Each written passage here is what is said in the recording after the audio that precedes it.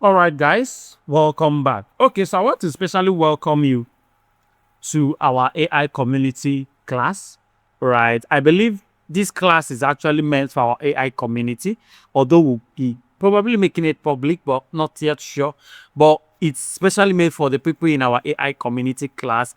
We started an AI community where we teach photographers and graphic designers how to combine AI with their work, prompt AI, the best one to use, and all of that. So yesterday, depending on when you are watching, right? Because this is the first class we are recording for you. That is what I'm saying yesterday.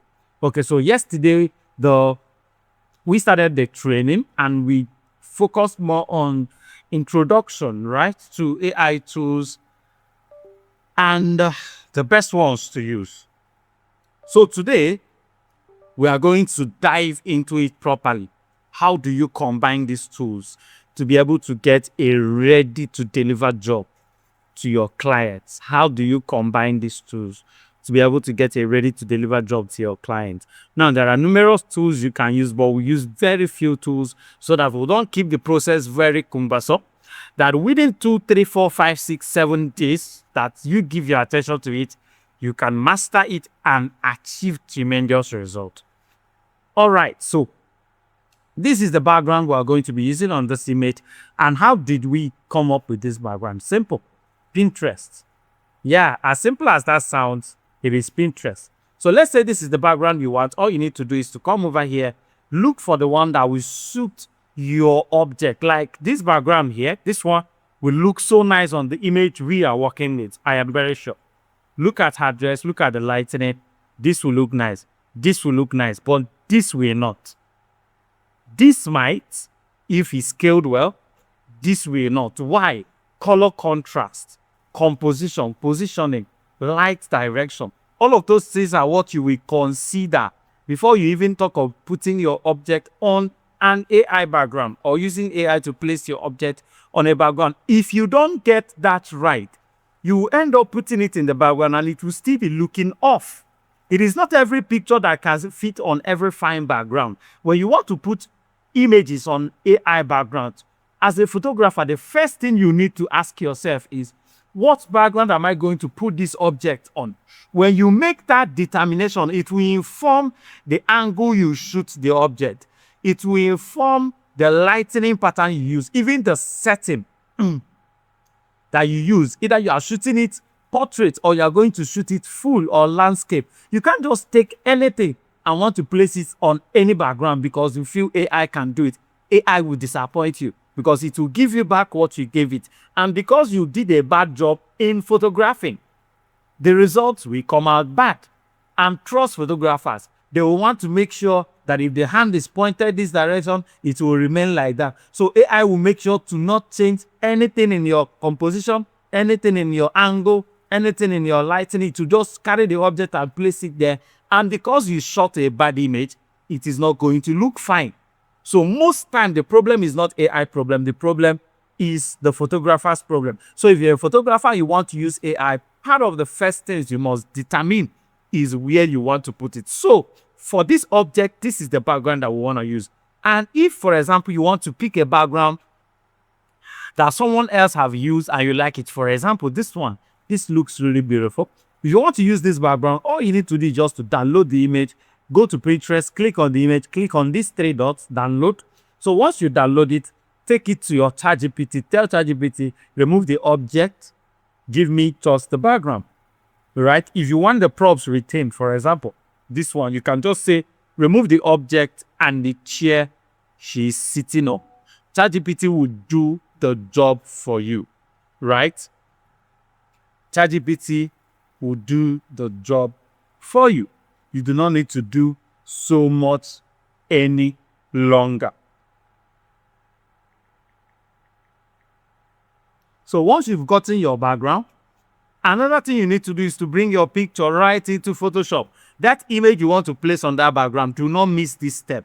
Bring your image right into Photoshop and make sure you crop it with the desired ratio you would want to use much more later.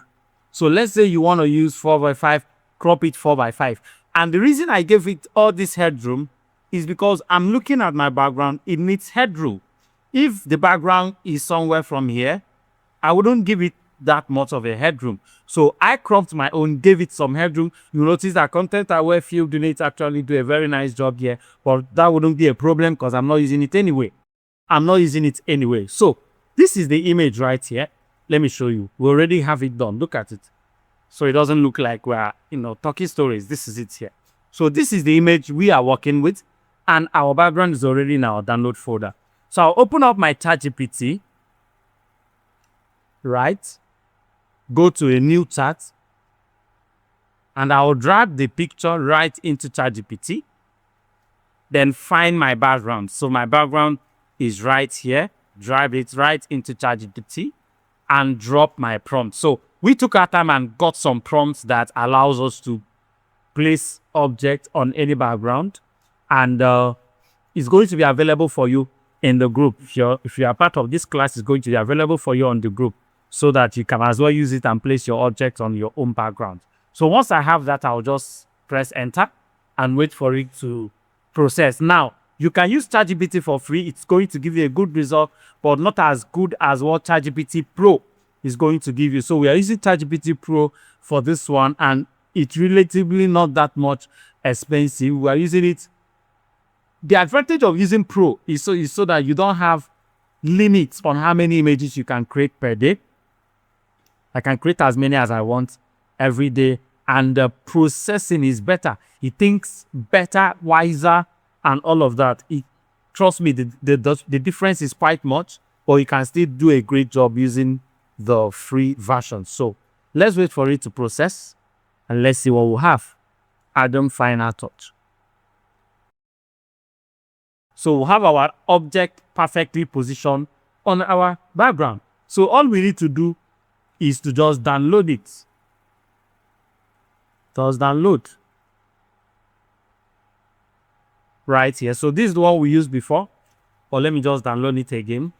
Come up here, drag it, and place it over your object. Now, why are we placing over our object? Our client will always say, this is not my face. Because you know that in as much as it's AI can change face features most of the time, right? It's still, not getting it entirely right in that, right? It's not getting it entirely right in that area. And because of I think I will need to turn off my internet at this point. So because of